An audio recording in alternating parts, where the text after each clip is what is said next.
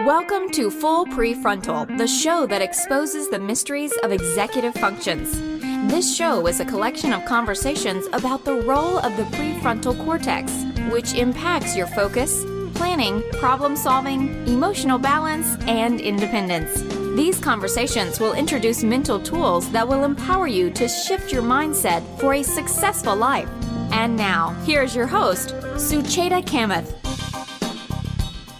Welcome to the podcast. Todd, how are you? I'm doing great. It's been a few weeks since we've been in studio to record. Looking forward to getting back on the saddle. Boy, what an important conversation today. ADHD. I'm blessed that I don't suffer from that, but I think this will be a critically important conversation.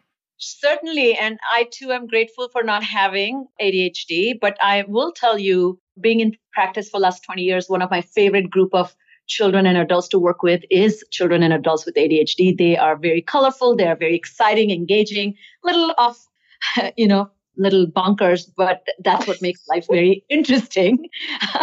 And what is so special today is we have a wonderful, wonderful expert and a good friend, Dr. Sharon Saline. She's a clinical psychologist and an author of an award-winning book, What Your ADHD Child Wishes You Knew, working together to empower kids for success in school and life.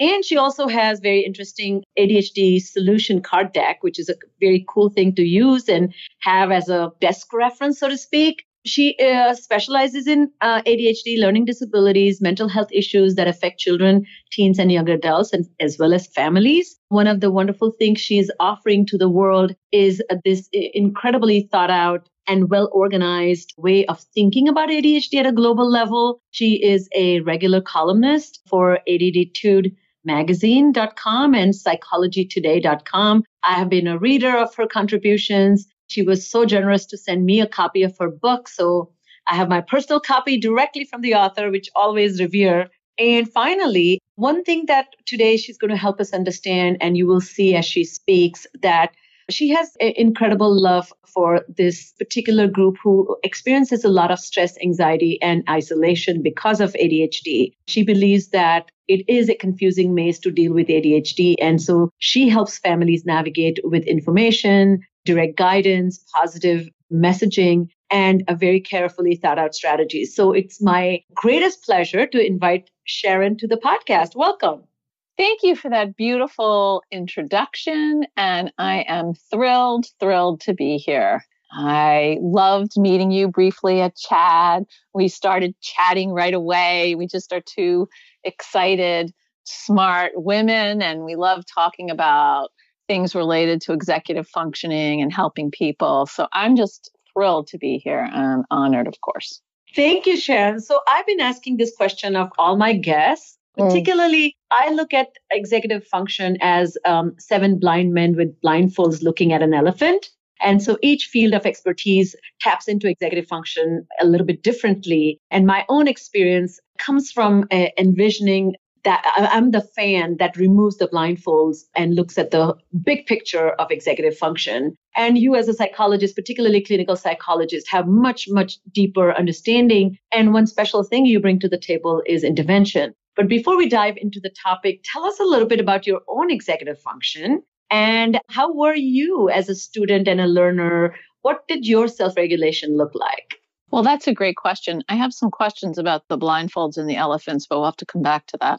I was a pretty motivated and driven student. I was well organized. It did help that I had to be, interested in subjects. I mean, I'll never forget this. I took AP Calculus as a senior, and the first semester I got an 89, and I got accepted to college, and it dropped to a 79 at the end of the semester because I was just like, I don't care. I really don't like this. It's not how my brain works.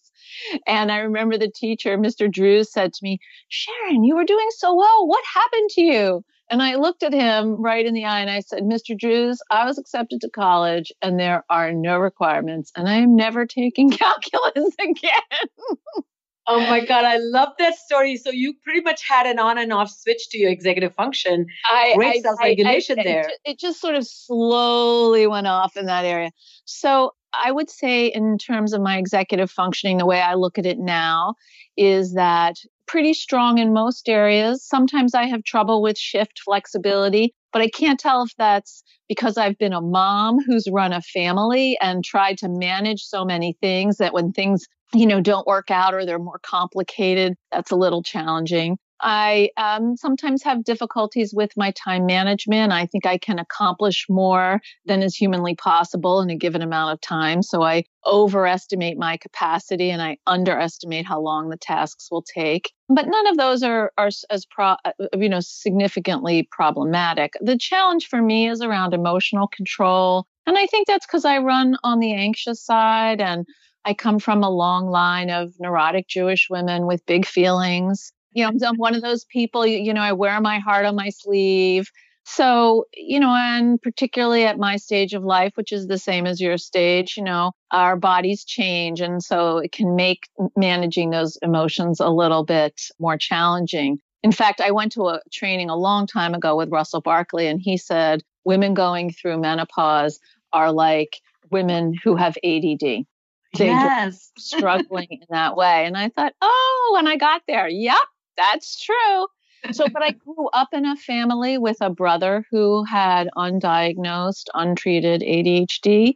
And I think one of my parents has it. And so I've wondered a lot about what it's like to grow up with parents who have executive functioning challenges and that you learn those challenges. Like my mother's terrible with time management and she always needs to be doing something and she's not particularly flexible if things don't go the way she wants them to. Is that something that I inherently have or is that something I learned? And I think I learned a lot of that. I've spent a lot of time in my adult life and with the patience of my loving husband unlearning some of those things. Well, thank you for being so candid. I think spoken like a true psychologist has great awareness of self, much more self-effacing, accepting of shortcomings. And that probably is like one of the starting points. I think those who have that mental state do so much better in our experience, isn't it? So let's dive into the issue of ADHD. The struggles of students and families with ADHD is real. And often these struggles seep into the classrooms, their home lives, into their personal sense of self, as well as interpersonal relationships. So help us understand the plight of a person with ADHD. Well, let's start by defining ADHD according to the world of Sharon Saline. ADHD is a chronic condition marked by persistent inattention, hyperactivity, and sometimes impulsivity that is more frequent and severe than we would typically observe in children, teens, or adults of the same age. It's a biologically based disorder related to the neurotransmitters of dopamine and norepinephrine. And it's not about laziness or purposeful distractedness. It's a performance-based condition. You can't access what you know and apply it in the way that you want to or should in a particular moment or in a given situation. And it's ADHD. People who live with ADHD have often severe executive functioning skill challenges and deficits. So we all have executive functioning skills, as you know, Sujeta, and we all have strengths and challenges. But for me, I'm neurotypical. I have one or two areas that I really need to kind of work on, but the rest of my executive functioning is pretty well intact. For people with ADHD, it's the reverse. They have one or two areas that are pretty well intact, and the rest of the 9 executive functioning skills, so there are 11 in total, are really, they struggle with or they need to shore up. And as they mature over time and become adults, they learn how to manage those challenges. And some of those challenges may improve or get better as the frontal lobes fully develop. And the frontal lobes connect with the rest of the brain around age 25 in neurotypical brains. And there's about a 3-year delay in people living with ADHD. And so in order to be diagnosed with ADHD, if you're under the age of 17, you have to have 5 out of 9 symptoms in 2 areas of functioning after ruling out medical or other mental health or environmental issues, and that there's clear evidence that the symptoms interfere with or reduce the quality of social, academic, or what we call occupational functioning. For people who are 17 and older, it's usually 5 symptoms one of the challenges of diagnosing adult ADHD is that the sort of standard for diagnosing the requirements, they're not as stringent as they are for children. And that makes it a little harder for us to get the numbers right in terms of how many adults do we really see in this country with ADHD, because the diagnosis is about 10.9% for school-age children, and then it drops to 4.5% for adults. And it's not because all of those kids magically wake up one morning and their ADHD is gone. In reality, there's a maximum of maybe a third of kids who outgrow ADHD. But I had this conversation with Dr. Ari Tuckman, and he said, we talked about it. I said, I'm not sure that they outgrow it, but they actually adapt to it. And he said, that's right, because we don't have as stringent measures for measuring adult ADHD. So if you're an adult and you're doing okay in your work and in your personal life, you're not going to necessarily take yourself to the doctor to get a diagnosis. And even if you're struggling, you may not take yourself to get a diagnosis. But if you're a kid and you're not doing well in school, or there are a lot of problems at home, your parents will take you to get an assessment or to try to figure out what's going on. So that's part of why there's such a gap.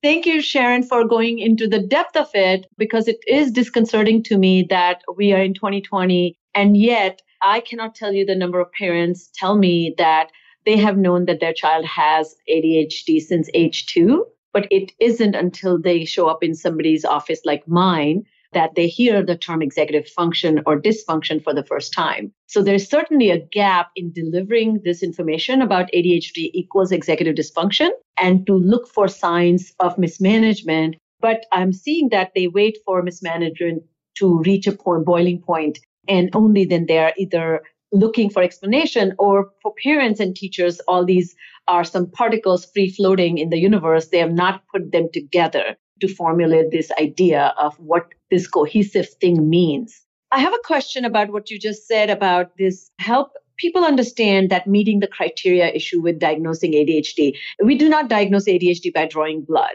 but we look for these 5 out of 9 in 2 areas of functioning. Tell us what happens if 4 out of 9 areas in 2 areas of functioning is a problem. Those kids don't necessarily receive the diagnosis, right? Well, it's 6 out of 9 for kids under the age of 17 and 5 out of 9 over the age of 17. So, when you get to 4 out of 9 and you're a child, what that's telling us is that you have executive functioning challenges. They're not severe enough to receive an ADHD diagnosis, but you're struggling. And it's worth noting that kids who have learning disabilities often have executive functioning challenges, and kids who have high functioning autism spectrum disorders have executive functioning challenges as well. And so, there's a wide range. So one of the challenges is, you may have some struggles in some areas, but you may not meet the criteria for an ADHD diagnosis yet, or perhaps ever. But that doesn't mean that you shouldn't get remediation in the areas where you're struggling. So essentially, if you have some executive functioning skill deficits, but you don't meet the diagnosis for an ADHD, you still should get help in the skill areas that are weaker for you. So you wrote this beautiful book, What Your ADHD Child Wishes You Knew. And in the title itself, you phrased it that what your ADHD child wishes you knew. So tell us about that perspective. Why did you come up with this title, and what is it that you want? What do you think our kids want the parents to know, or adults in their lives to know? I decided to write this book because what I was seeing in my office and when I went to give workshops was that parents were telling me one thing about what it was like to live with their kids, and kids were telling me something else about what it was like to live with ADHD and to live with their parents or their teachers. And I felt that people were not listening actually enough to kids and what they're saying. And so I wanted to open up the dialogue. And what I learned, was there were 5 themes of what kids were telling me. 1, it's very disconcerting for them when parents lose it because they're struggling, the kids, to manage themselves. And when parents lose it, they can't hold it together. 2, they want to be accepted for who they are, not who you think they should be, because it takes a lot of work for them to get through every day. And they feel like that isn't enough of the equation. They want to be included in programs or plans that have to do with them and are supposed to help them because they're not sure that what you think might help them is actually how their brain works. And they need incentives to motivate them. So the incentives can't be something you think is important for them, but something that you talk about with them and decide together. Because punishments don't work for kids with ADHD. In fact, punishments don't work in general because they don't teach skills. They just tell you what not to do. I love that. If I may just Yes. bask in the glory of that, punishments don't motivate kids. No. It's really because I think it's also a reflection of incredible impatience on the person who's trying to deal with somebody else's dysfunction. Correct. Right? And for kids with ADHD, here's the thing. I mentioned dopamine and norepinephrine. Dopamine is a neurotransmitter that has to do with interest, pleasure, and reward. ADHD brains naturally do not have enough dopamine. And so if they don't have a problem doing something that already interests them, that's fine. That's not where the challenge is. The challenge is when they have to do something that is hard, that's not interesting, and apply themselves. Because in those instances, we all have to summon up extra dopamine to apply ourselves and get it done. So For true. these kids, they don't have that extra dopamine, so they can't. It's a now or not now brain. If now seems miserable, who cares about what the consequences later?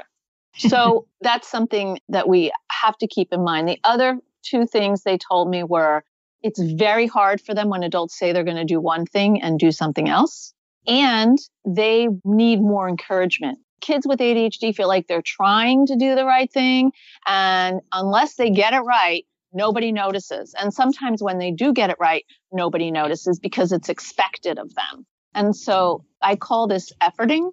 They want to be seen in their attempts to make these efforts. And the last one is positivity. Most kids with ADHD feel like they receive a lot more negative comments than positive ones. And so this is not motivating for them. It actually discourages them because they get into this feedback loop of why bother even trying? I'm just going to fail anyway, or no one's going to notice the hard work that I'm doing. These were the themes that they talked to me about.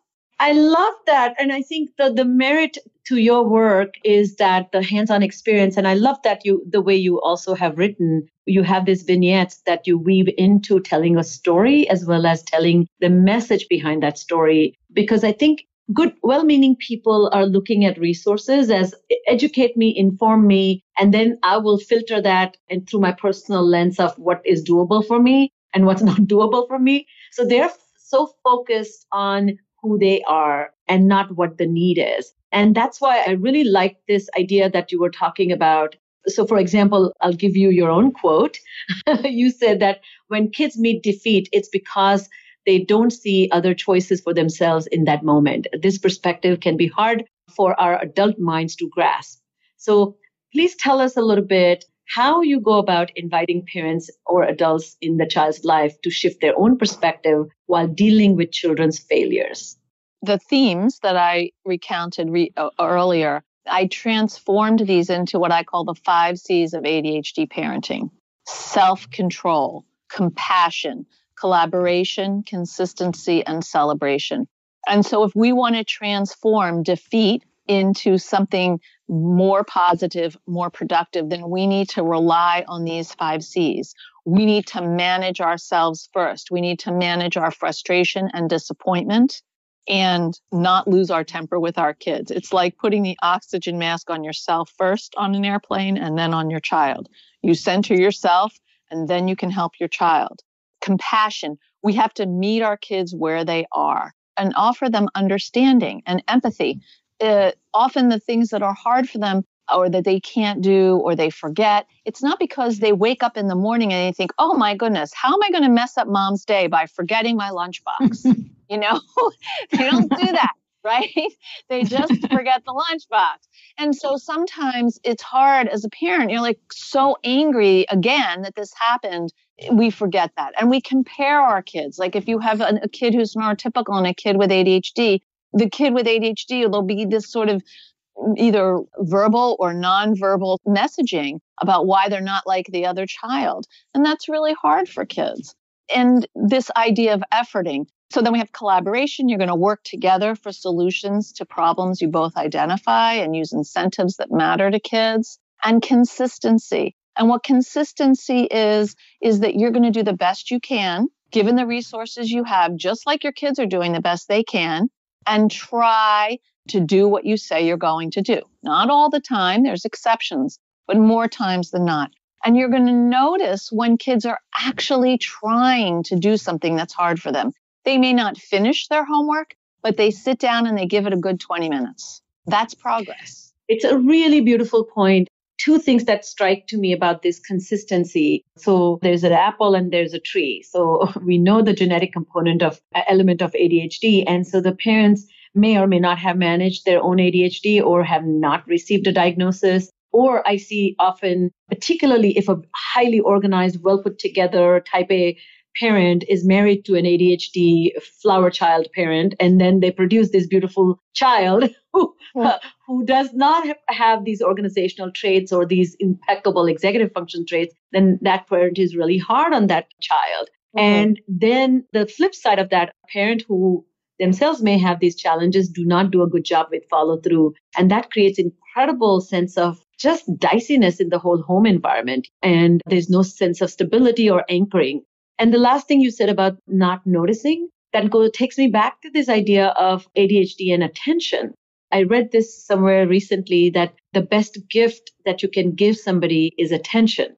And imagine how little gifts we are giving each other, let alone ADHD having more difficulty. So tell us a little bit about this consistency issue, because I tell parents about consistency and they're such good listeners and they deeply want to be consistent, but they just can't help it. They just don't have all the internal models to stay consistent, and they forget their own punishment rules, their rules of praise. They forget how to be nice to their kids, particularly when the challenge has escalated. What do you suggest we do then? Well, that's a very good question. I think that one thing we have to remember is that 57% of adults with ADHD have a child with ADHD. And if you have a child with ADHD, there's a 33% chance you're going to have a second child with ADHD. Wow. And so that's big, let's big just numbers there. sit with that. Yep. Those are big numbers. So what we want to think about is consistency, in that you don't say you're going to do something you can't actually remember or follow through on. What's the point of that? And so in that way, if you're setting up 7 plans for 7 different problems, that's 6 plans too many. Start with one thing at a time. Most people can only change one thing at a time. And so particularly for kids with ADHD, they often feel like they're supposed to be changing 7 things at one time, and they really can barely do one. And so it's a lot to keep track of. And so I think parents are asking themselves to do too much. So what we want to do instead is set a goal and set a program or a plan that you can remember and follow through on, that actually matters to you, but also matters to your kid. And so what that means is that, let's say that mornings are not going well and there's yelling and screaming and everybody's unhappy. Well, there's also evenings aren't going well, after school isn't going well. I would sit down with your child and say, which is the worst time of the day for you? And your child may say, after school. And even though that isn't the worst time of the day for you, parent, they've identified something that matters to them. And it also matters to you. So I would start with what they want. And if you feel that you have to, I would do one thing from the afternoon and then maybe add one thing from the morning. And that's it. You work on those until those can be somewhat different. Then you can move on. Write things down. Get a whiteboard. Have a list for reminders after school, morning to do. Instead of you being the reminder, you turn them to the list. And if kids can't read, use pictures. That way, what they're learning are executive functioning skills. They're learning organization. They're learning sequencing. They're working on their working memory. They are learning some time management. You refer them to the list rather than you being the holder of the reminders. No one wants to be a reminder machine. I had one mom who at the beginning of school every year, she would tell her daughter to get ready for school with the backpack and the lunch and a sweater. And she would take a picture and post it on the refrigerator. And in the morning, every morning she would say, do you look like your picture? The girl would go to the door, I'm ready. And the mom would say, do you look like your picture? Because there was no lunchbox or no shoes or no sweater, And so that way the daughter had a chance to kind of assess herself. And this child was 8. Wow. Yes. Another thing you just pointed out in the solution you provided here is prioritize your mission as a family. Sometimes I think once they recognize a child has problems, they try to fix the child without really thinking about us as a family to function well. Because to me, fixing really comes from a very poorly framed problem. That means somebody's in charge of somebody else and somebody is wrong or somebody's incomplete. But I like to tell parents that my morning me is a lot more competent than my evening me, Mm-hmm. So we have a natural course of, ups and downs to executive function proficiency. So we need to be really listening to. So I really like that you're empowering parents to think about their agency and then kind of mirroring the child's need to their desire to contribute to their success. So that brings us to the last point you were bringing about celebration. So tell us about that approach. So celebration is critical. And it's critical because what happens for these kids is that they have a negative conversation in their brain about themselves. It's called negative self-talk. And what they've done is they've internalized the negative voices from caring adults in their lives, teachers, coaches, parents, grandparents. And those voices now have become their own voice. They fused into what they tell themselves. Dr. Barbara Fredrickson has done some research on the positivity ratio. And in her book, Positivity, she says it should be 3-to-1. I have traveled all around this country and internationally, and I ask parents all the time, what do you think the ratio is of positive to negative statements that your child receives? So for every one positive statement, how many negative statements in the course of the day do they get? And that would include redirecting, telling them to stop. Okay. And think about this, listeners, please, right now. And then I will share with you that what I have heard parents say is that they believe their children receive anywhere from 10 to 30 or 40 messages per day. Wow. And kids themselves feel like it's between 25 or 30. Wow. If not more. So what do they need from you as a parent? A reminder that you love them and accept them and you see their efforts, you see their accomplishments. You are noticing the ways in which they are changing. And so that means a high five when you clear your plate. Well, we can't high five right now because of coronavirus, but an elbow bump for clearing the table. Or, Yes. Your eyes on make eye contact, a thank you. Playing music while you're doing the dishes and having some fun. Maybe sitting in their room while they're picking up their clothes and helping them, I'll be the sock roller. You pick up all your socks. Instead of saying, go clean your room, because kids with ADHD can't really do that until they're in their teens and sometimes even then. And so they might need a parent there to help them roll up the socks or fold the shirts or kind of move them along. We call that a body double. And when we catch them being good, okay, we let them know. You want to catch them being good. Love that. Yes. What I love about the way you're presenting this is you're saying you recognize these themes, in what ways the kids are not getting recognized, not getting accepted, not getting the right help through the right lens. And then you propose these wonderful 5 themes. Do you mind if we go into a little bit details with a few of them? So let's talk a little bit about that self-control and how does that translate into strategies in everyday? If you can give us some examples of a pushback that you may get from a child as you are trying to deploy strategies where you have to pivot and adjust your strategies. So could we do both on this? Of course. One of the major ways to deal with self-control is to notice when you're becoming dysregulated.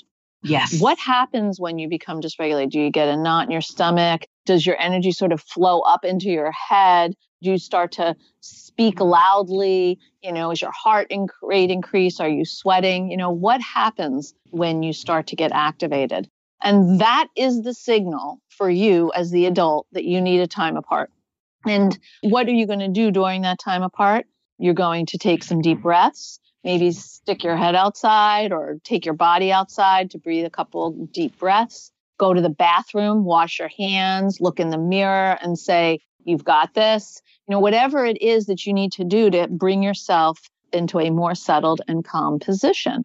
Now you're talking about parents, of course. Of course. Okay. Right. Then you can help your children with their dysregulation. But if you are trying to control them while you're activated, I'm going to tell you it's like taking sticks and paper and throwing it on the budding fire that is your child. It's adding fuel to the fire.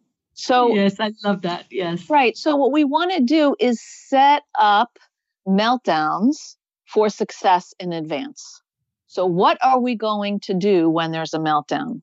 So quickly give me an example for our listeners. What would an adult meltdown look like so the parent can take a little inventory of self? Well, actually, I think I explained what an adult meltdown would look like, what the triggers are. I'm talking about when your child is being annoying, aggravating, aggressive, defiant, and and things are escalating. You can tell and they escalate super fast in ADHD families. They go from like 0 to 65 in about 3 seconds. So we're talking when you get to 2.5 seconds to call a time apart.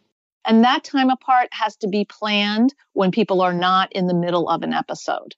And so what we do is it takes about 12 to 15 minutes for the amygdala, the fight or flight part of the brain to settle down after it's activated that intensely. And so what we want to do is have a time apart where we have a list of activities or things that people can do to help manage themselves. And so if you're at home, it's a little bit easier than if you're at the grocery store.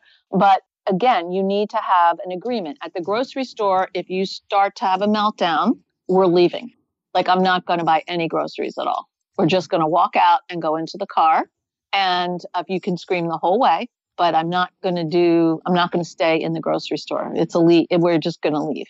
If we're home and things are devolving into an eruption or building into eruption, maybe is better use of language, then we're going to call a time apart. And you can use the things we bought at the dollar store for your calm me down box. You can go listen to music in your room. You can pet the dog.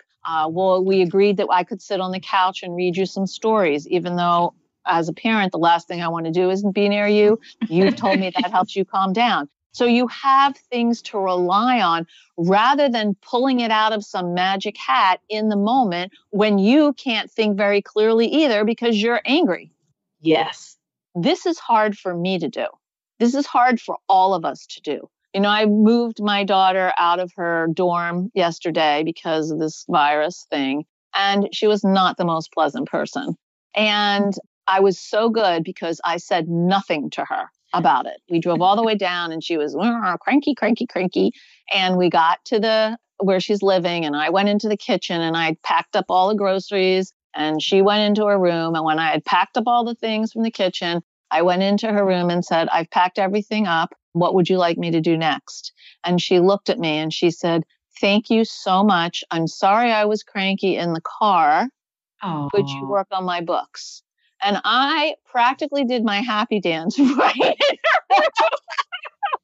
Yes, she knows how to do it. Because I was so proud of myself because the me 4 or 5 years ago, I would have been like, why are you talking to me that way? It's so rude. I'm coming down to college to help you. And I am learning. This is my growing curve, right? I love this idea about, as you said, noticing when you get dysregulated. I find that many people are so not self-attuned that they need some outward symptoms of them having lost it to even begin their self-reflection. By then they have raised their voice, they have yanked some major chain in their child's, emotional life, or they themselves have thrown a massive tantrum by yelling and scolding the child. Do you have any suggestions? How can people develop that internal radar that helps them become more attuned with the gradual shift, which, as you said, it could literally be happening in 3 seconds. So it's gradual, but it's very fast. Is there any mechanism they can tap into to either slow that down or kind of have the internal mechanics, like you mentioned, the racing heart or sweating or just the throbbing pain in your temple?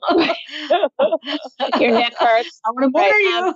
So I think the thing is to actually take some time, if you're listening to this podcast, make a note, like put on your Post-it and say, think about what happens when I'm starting to get angry.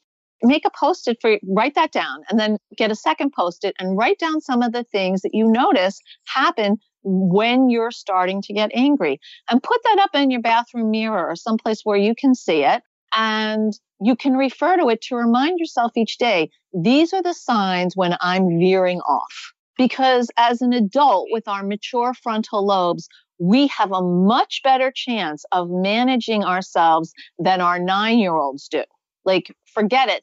They're being run by their emotional brain. We, hopefully, are being run by our thinking brain, which is the prefrontal cortex. So we have to really understand it's okay to be upset. And it's okay to say to your kids, I'm getting upset because I'm telling you that it's time for you to put your magic cards down and put your shoes on and go to school. And we've talked about this and you're not doing it. This isn't our agreement. Got it. That's so helpful. And then you link that to something they want. We've agreed that if you cannot get off your magic cards when I ask you to in the morning with a warning, that you're not going to get to play with them after school. So I'm going to count to 3, which is what we agreed on. And when the cards are down at 3, you may have that privilege of playing with them in the afternoon. But if they're not, you're not going to get the cards later today. 1, 2, and 3. That's great. I was counting for my kids for years. I love this Magic 1, 2, 3 book by Thomas Phelan. And if you don't have it, I encourage you. Yes, I love that. Yes. When my son was 13, we were at a family vacation in Florida. And, he was all that. He was 13. And he was really annoying his sister, who's 4 years younger. She's 9. And he kept blitzing her. And it was her turn for the TV because he wanted to watch March Madness at a certain time. So she's watching her like Ella Enchanted video or whatever. And he is like annoying her, like, when is this going to be over? Isn't it my turn yet? Can I hold the zapper even though you're watching your movie? And he just wouldn't stop. And I kept saying, you need to stop. You need to stop. And then I said, I'm going to count to 3. And if you're not in your room by 3, you will not have earned March Madness. And he looked at me and he's like, I'm 13. I'm in 8th grade and you're going to count for me? I'm like, I'm counting. Watch me. He was in 7th grade. I said, I'm counting. That's a 1. Oh my God. He stood up and started walking through. I can't believe you're counting. I'm like, that's a 2. And then he stepped over the edge into his bedroom and he basically said, this stinks. And I said, 3, you're in your room. I think that's adorable. But, it's hard as a parent. It's hard because you just want to wring their neck, sometimes and say, don't talk to me that way. And who do you think you are? And you just have to stick with what you know is going to help you stay centered. Because as soon as you veer off into yell at them mode and getting upset mode, they now have won.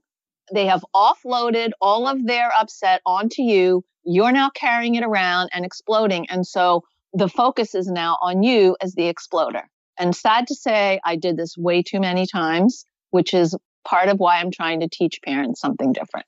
Well, but sounds like you have truly drawn a lot of insights that are going to help so many people. And you're being honest and you're showing your human side. It's really hard to show up like that. You can't be perfect. Some situations just bring out the worst in you. Exactly. And I am absolutely in no way advocating perfection because that's an unrealistic goal. I'm just advocating that people accept themselves, warts and all. We are all doing the best we can with whatever resources we have available at this given moment, including our children. And once we accept that, that's that helps us move to a better place. You may have a nephew who's neurotypical, who at age 9 can go upstairs when his parents say, time to go upstairs, brush your teeth and put your pajamas on, and go upstairs, put their pajamas on, brush their teeth and get in bed.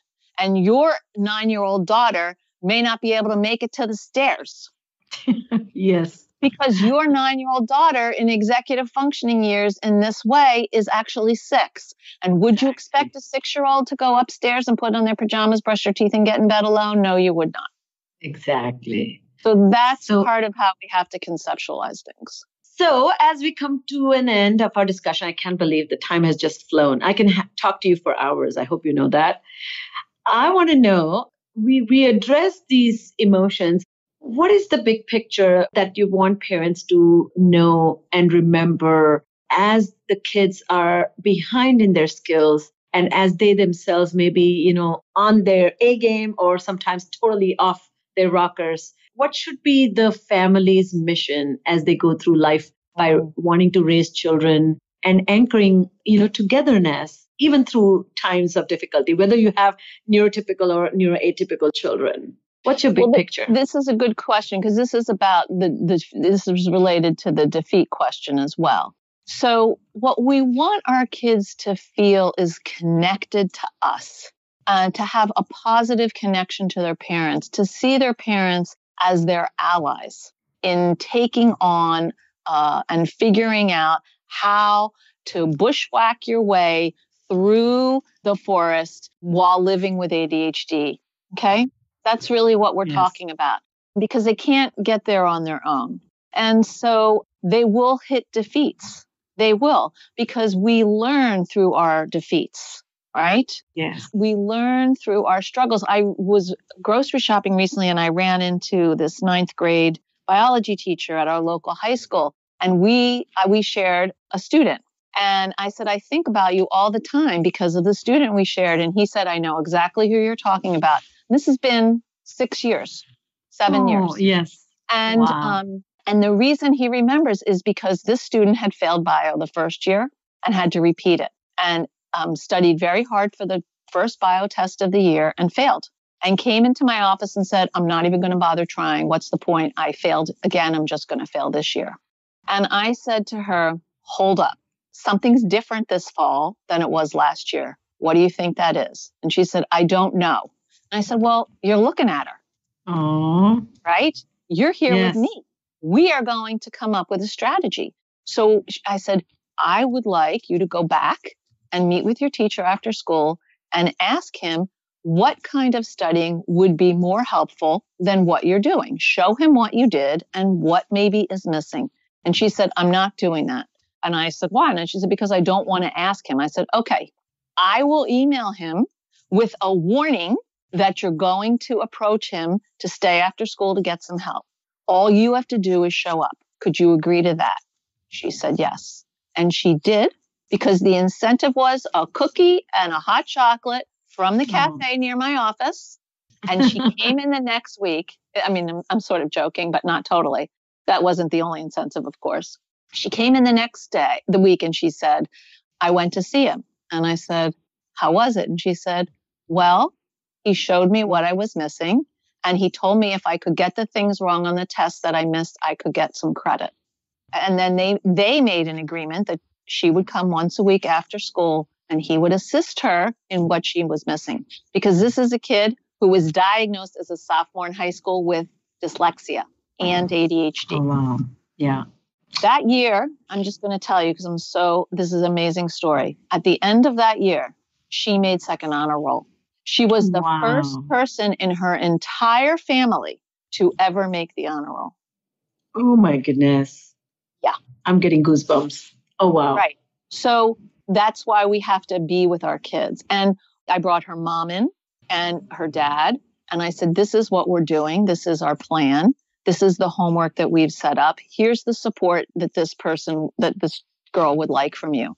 And she was very specific about what she wanted and what she didn't want. And everybody worked with that, as well as some of my input and input from the teacher. And she passed nicely. So wonderful.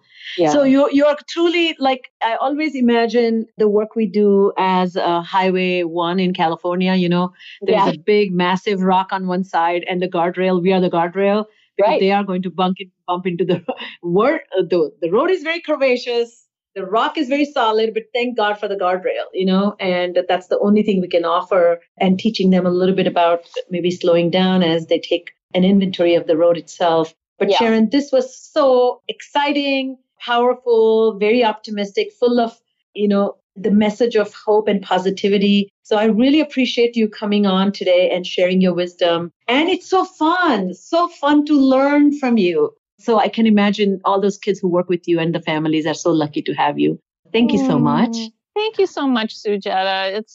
Those are such lovely words. They go right to my heart. And I am so thrilled to be here to speak with you. And I hope that I can come back and we can take on a few other topics. I hope so, really. It is lovely to be here. And you ask the most thoughtful questions. It's a pleasure to talk to you. Well, I can speak for myself. I'm looking forward to those future conversations. All right, it's all the time we have for today. If you know of someone who might benefit from listening to this conversation, a teacher perhaps, a principal, coach, parent, or student, we would be most grateful if you would kindly forward it to them. So on behalf of your host, Sucheta Kamath, today's guest, Dr. Sharon Saline, and all of us at EXQ, thanks for listening, and we look forward to seeing you again right here next week on Full PreFrontal. Thank you for listening to Full PreFrontal, exposing the mysteries of executive functions. To contact our host, Sucheta Kamath, and learn more about her work on improving executive functions, visit her website at cerebralmatters.com. That's cerebralmatters.com. Tune in next week for the next informative episode of Full PreFrontal.